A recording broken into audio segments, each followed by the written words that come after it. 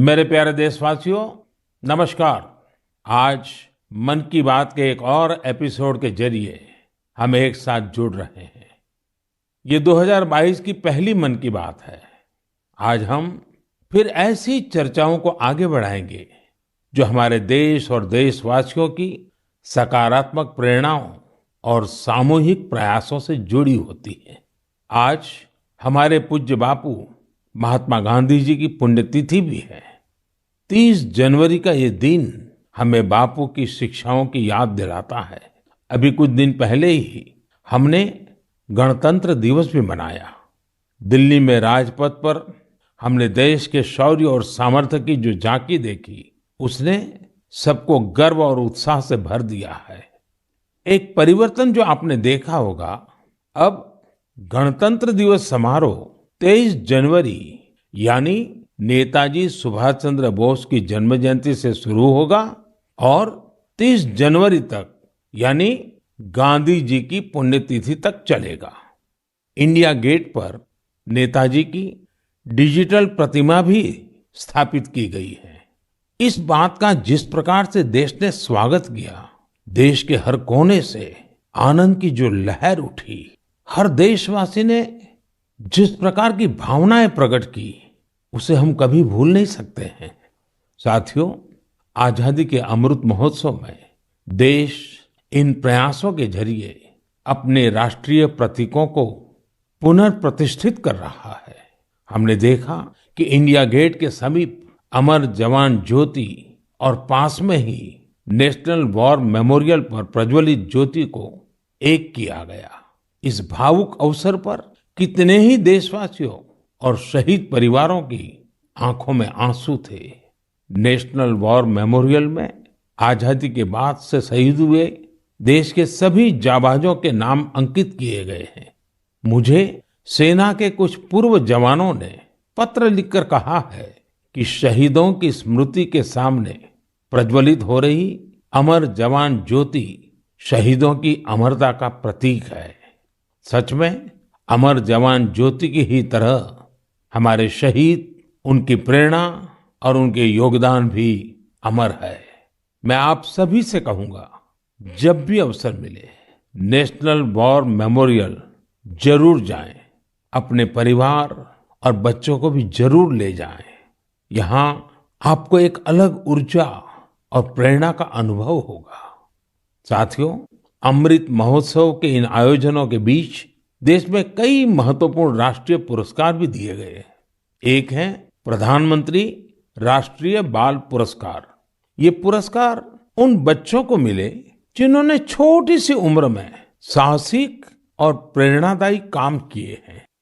हम सबको अपने घरों में इन बच्चों के बारे में जरूर बताना चाहिए। इनसे हमारे बच्चों को भी प्रेरणा मिलेगी और उनके भीतर देश का नाम रोशन करने का उत्साह जगेगा। देश में अभी पद्म सम्मान की भी घोषणा हुई है। पद्म पुरस्कार पाने वाले में कई ऐसे नाम भी हैं जिनके बारे में बहुत कम लोग जानते हैं। ये हमारे देश के अनसंग हीरोज हैं, जिन्होंने साधारण परिस्थितियों में असाधारण काम किए हैं। जैसे कि उत्तराखंड की बसंती देवी जी को पद्मश्री से सम्मानित किया गया है। बसंती देवी ने अपना पूरा जीवन संघर्षों के बीच जिया। कम उम्र में ही उनके पति का निधन हो गया था और वो एक आश्रम में रहने लगी। यहाँ रहकर उन्होंने नदी को बचाने के लिए संघर्ष किया और पर्यावरण के लिए असाधारण योगदान दिया। उन्होंने महिलाओं के सशक्तिकरण के लिए भी काफी काम किया है। इसी तरह मणिपुर की 77 साल की लौरेम्बम बिनो देवी दशकों से मणिपुर की लीबा टेक्सटाइल आर्ट का संरक्षण कर रही है। उन्हें भी पद्मश्री से सम्मानित किया गया है। मध्य प्रदेश के अर्जुन सिंह को बैगा आदिवासी नृत्य की कला को पहचान दिलाने के लिए पद्म सम्मान मिला है। पद्म सम्मान पाने वाले एक और व्यक्ति हैं श्रीमान अमाई महालिंगा नाइक। एक किसान है और कर्नाटका के रहने वाले हैं। इन्हें कुछ लोग टनल मैन भी कहते हैं। उन्होंने खेती में ऐसे ऐसे इनोवेशन किए हैं जिन्हें देखकर कोई भी हैरान रह जाए। इनके प्रयासों का बहुत बड़ा लाभ छोटे किसानों को हो रहा है। ऐसे और भी कई अनसंग हीरोज हैं जिन्हें देश ने उनके योगदान के लिए सम्मानित किया है। आप जरूर इनके बारे में जानने की कोशिश करिए। इनसे हमें जीवन में बहुत कुछ सीखने को मिलेगा। मेरे प्यारे देशवासियों, अमृत महोत्सव पर आप सब साथी मुझे ढेरों पत्र और मैसेज भेजते हैं, कई सुझाव भी देते हैं। इसी श्रृंखला में कुछ ऐसा हुआ है जो मेरे लिए अविस्मरणीय है। मुझे 1 करोड़ से ज्यादा बच्चों ने अपने मन की बात पोस्टकार्ड के जरिए लिखकर भेजी है। ये 1 करोड़ पोस्टकार्ड देश के अलग अलग हिस्सों से आए हैं, विदेश से भी आए हैं। समय निकालकर इनमें से काफी पोस्टकार्ड को मैंने पढ़ने का प्रयास किया है।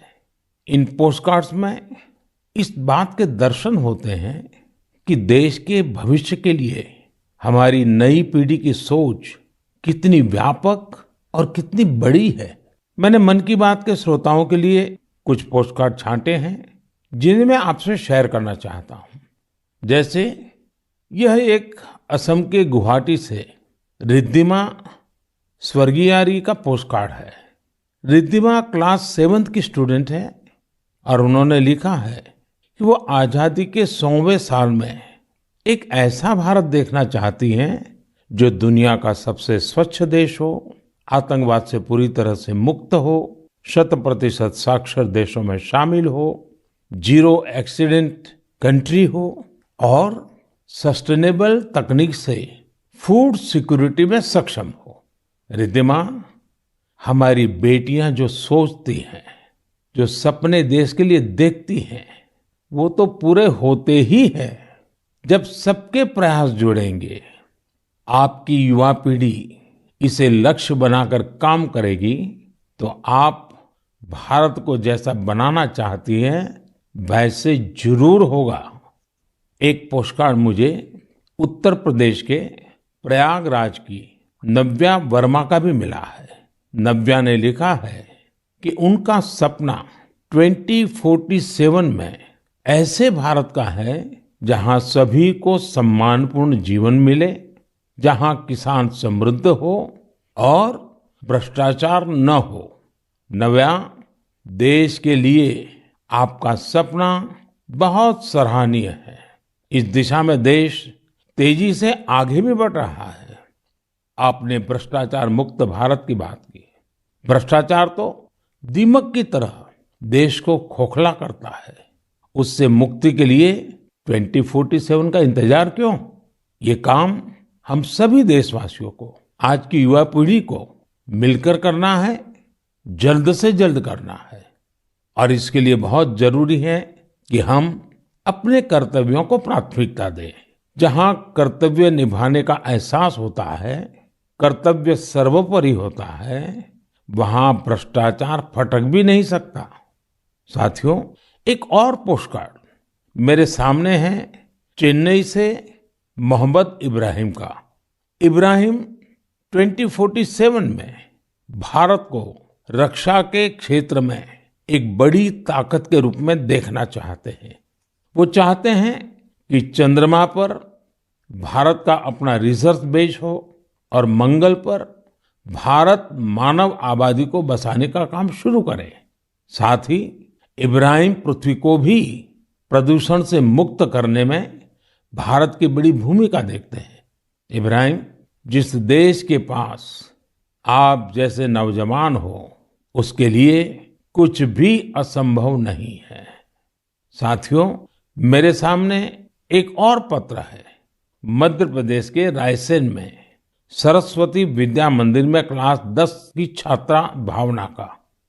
सबसे पहले तो मैं भावना को कहूंगा कि आपने जिस तरह अपने पोस्टकार्ड को तिरंगे से सजाया है वो मुझे बहुत अच्छा लगा।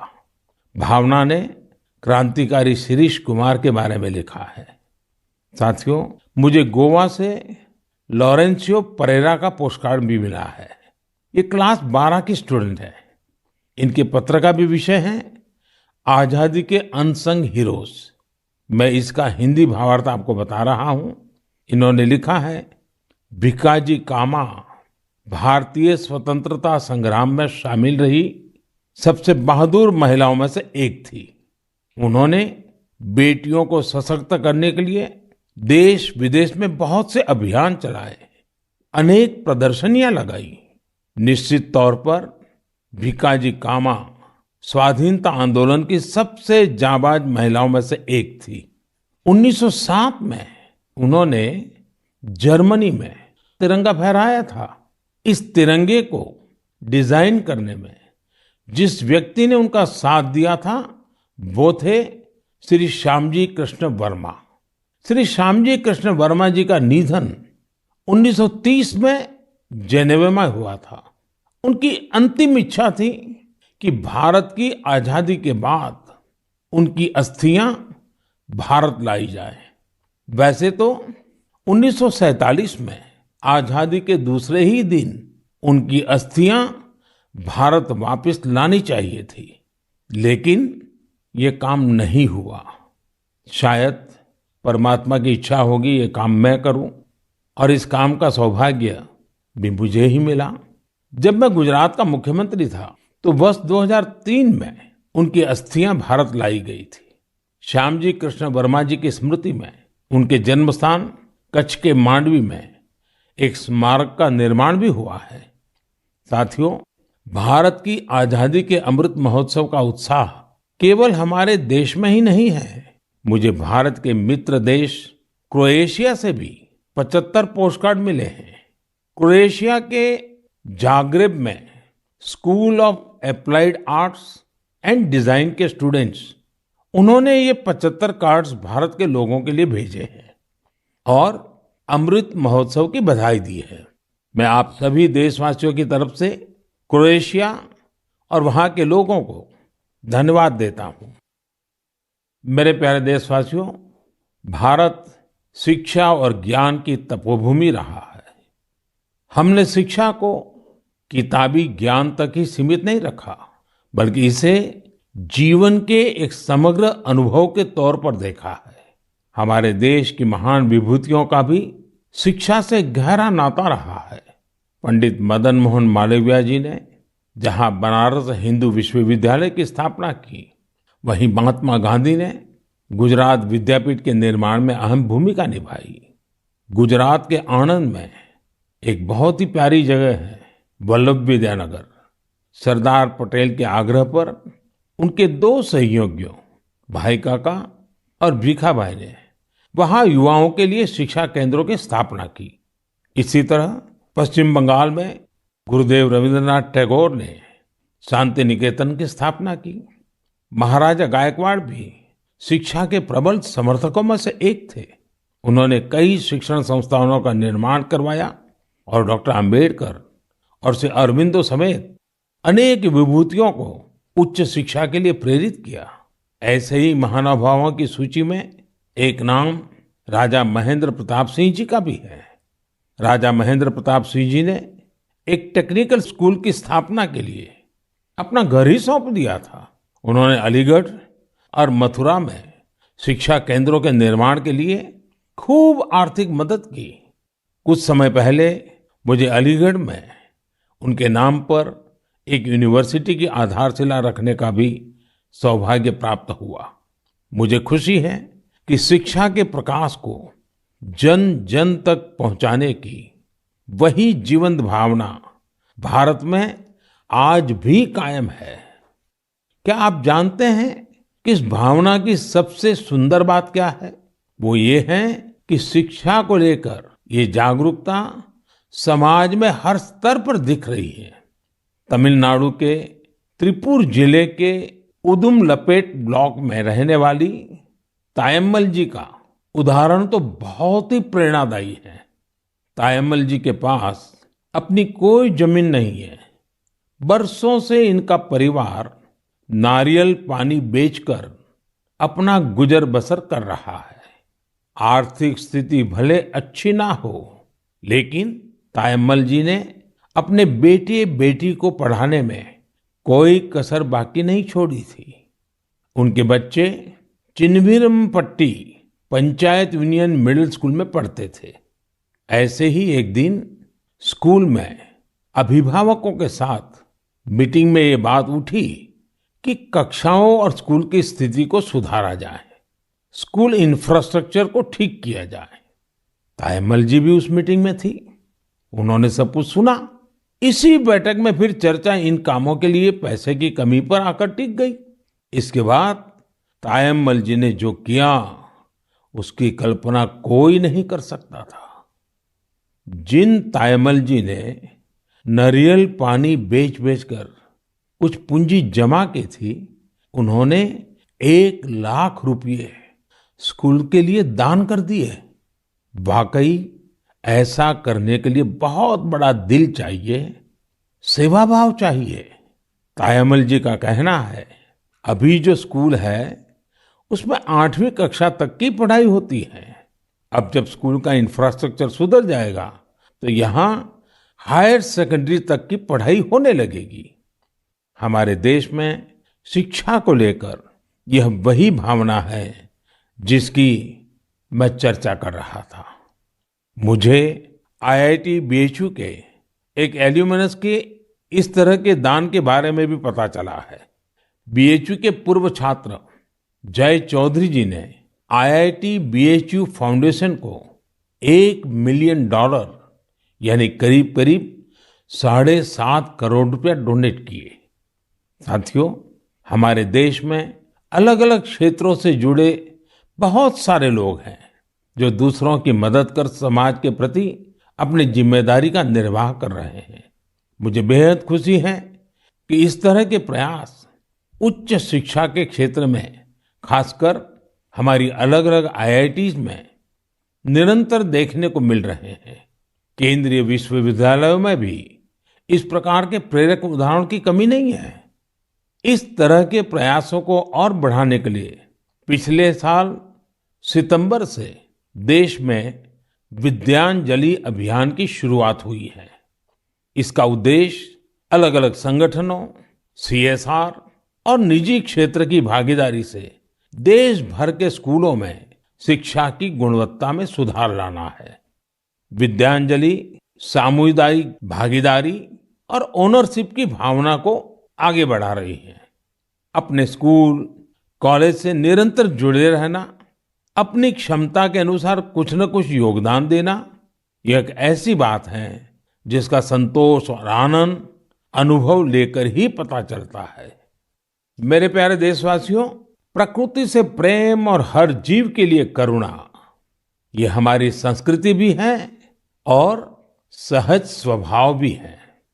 हमारे इन्हीं संस्कारों की झलक अभी हाल ही में तब दिखी जब मध्य प्रदेश के पेंच टाइगर रिजर्व में एक बाघिन ने दुनिया को अलविदा कर दिया।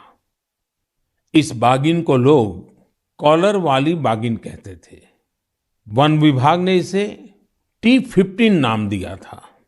इस बाघिन की मृत्यु ने लोगों को इतना भावुक कर दिया जैसे उनका कोई अपना दुनिया छोड़ गया हो। लोगों ने बाकायदा उसका अंतिम संस्कार किया, उसे पूरे सम्मान और स्नेह के साथ विदाई दी। आपने भी ये तस्वीरें सोशल मीडिया में जरूर देखी होगी। पूरी दुनिया में प्रकृति और जीवों के लिए हम भारतीयों के इस प्यार की खूब सराहना हुई। कॉलर वाली बाघिन ने जीवन काल में 29 शावकों को जन्म दिया और 25 को पाल पोसकर बड़ा भी बनाया। हमने T15 के इस जीवन को भी सेलिब्रेट किया और जब उसने दुनिया छोड़ी तो उसे भावुक विदाई भी दी। यही तो भारत के लोगों की खूबी है। हम हर चेतन जीव से प्रेम का संबंध बना लेते हैं। ऐसा ही एक दृश्य हमें इस बार गणतंत्र दिवस की परेड में भी देखने को मिला।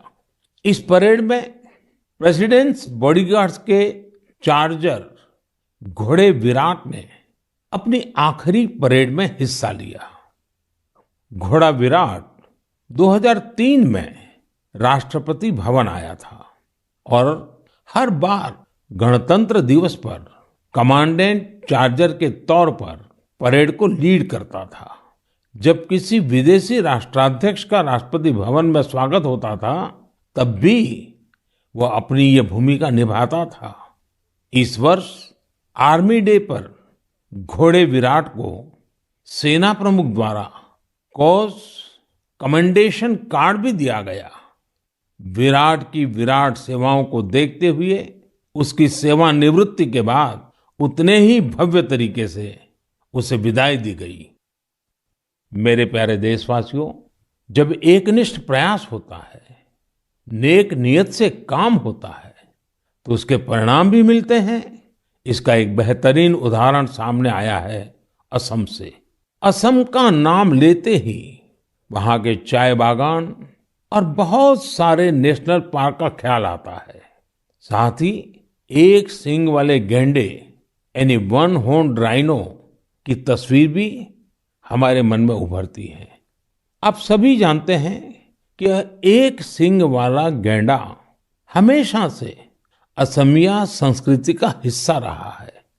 भारत रत्न भूपेन हजारिका जी का ये गीत हर एक कान में गूंजता होगा। কাজিৰঙাৰ চিৰ সেউজ পৰিৱেশ হস্তি ব্যাঘ্ৰৰে পাত এক খড়গৰ গড় পৃথিৱীয়ে চাই পক্ষীৰ সুদিয়া প্ৰকাশ মোৰ কাজিৰঙা নহয় যে বন্য। साथियों, इस गीत का जो अर्थ है वो बहुत सुसंगत है। इस गीत में कहा गया है, काजीरंगा का हरा भरा परिवेश, हाथी और बाघ का निवास, एक सींग वाले गैंडे को पृथ्वी देखे, पक्षियों का मधुर कलरव सुने।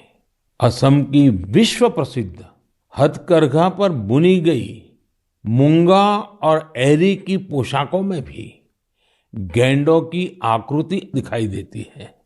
असम की संस्कृति में जिस गैंडे की इतनी बड़ी महिमा है, उसे भी संकटों का सामना करना पड़ता था। वर्ष 2013 में 37 और 2014 में 32 गैंडों को तस्करों ने मार डाला था।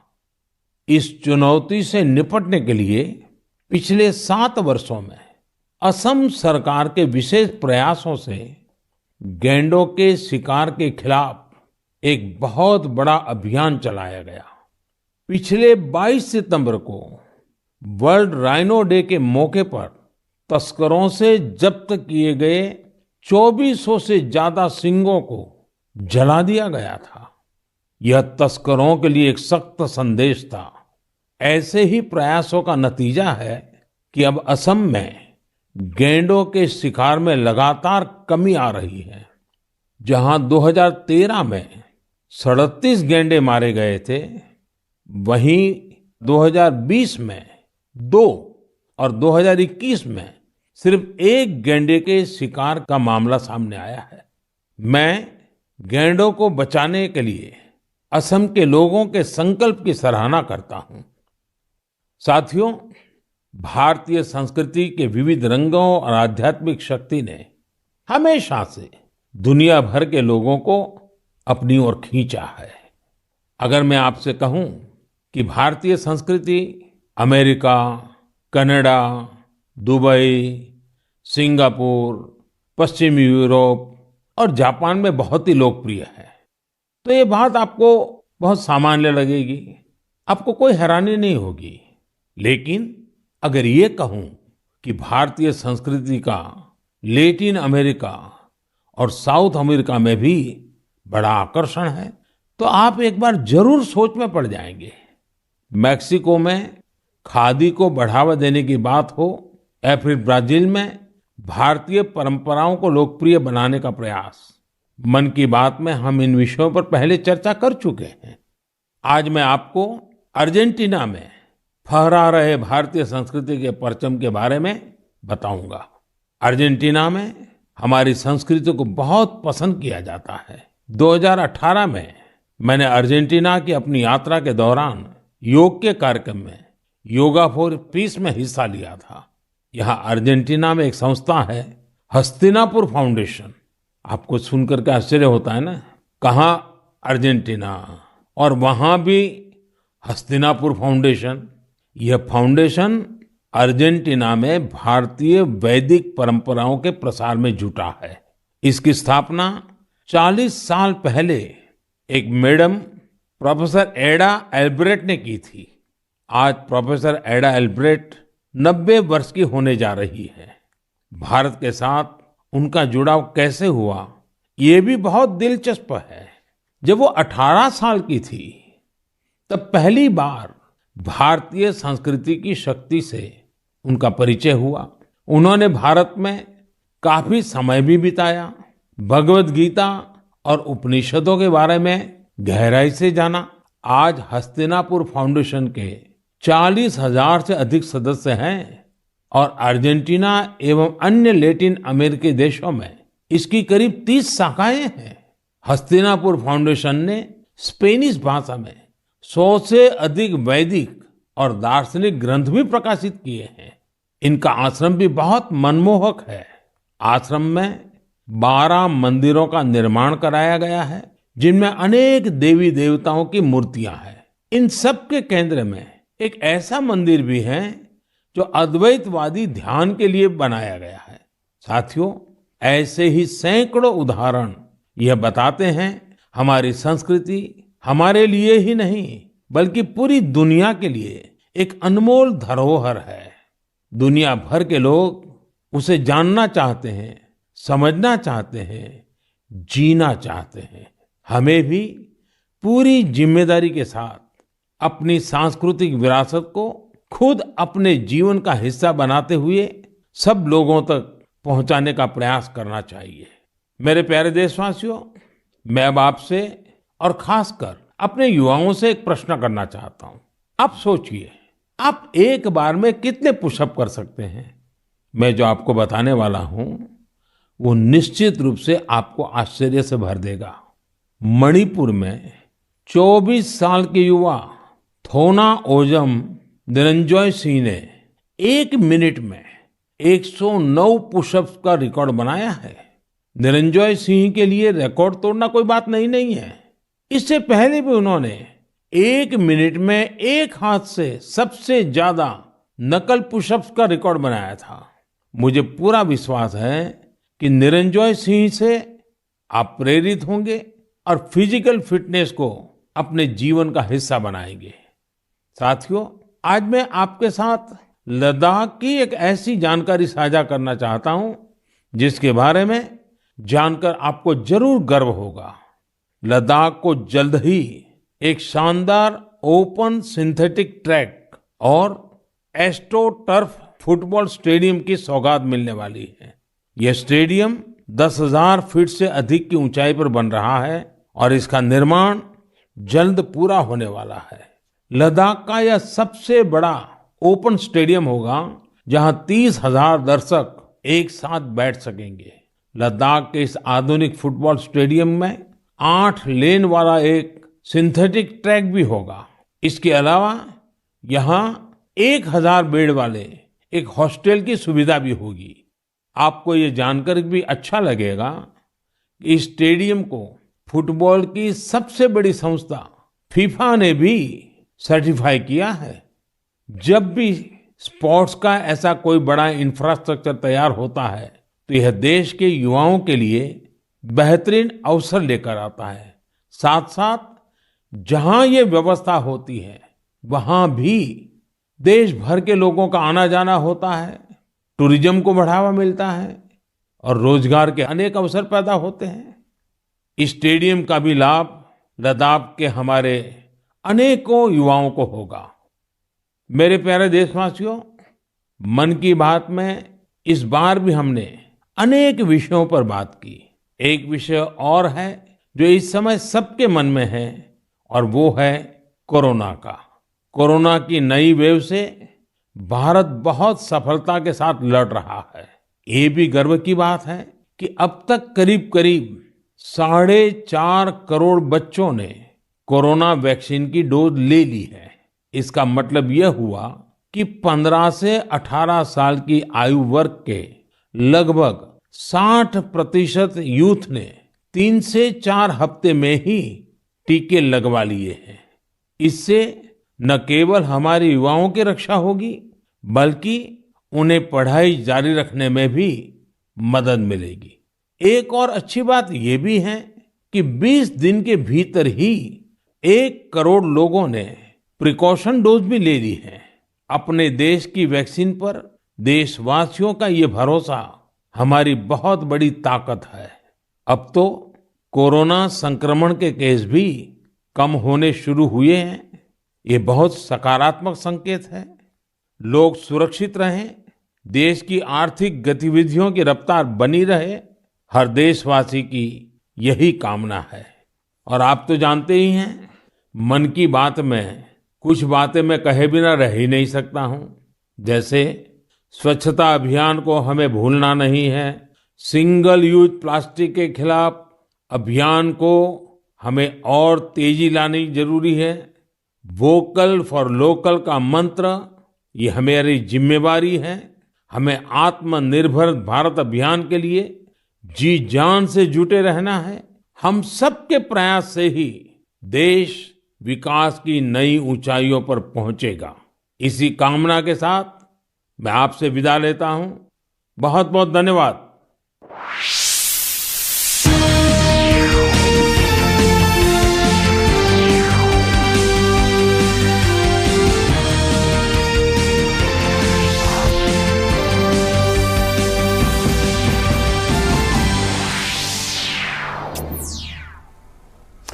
नमस्कार। प्रधानमंत्री नरेंद्र मोदी के मन की बात कार्यक्रम पर आधारित हमारे इस विशेष कार्यक्रम में आप सभी का स्वागत है। मैं हूं निखिल सिंह और आपने अभी अभी सुना प्रधानमंत्री के मन की बात कार्यक्रम की 50वीं कड़ी को। और 50वीं कड़ी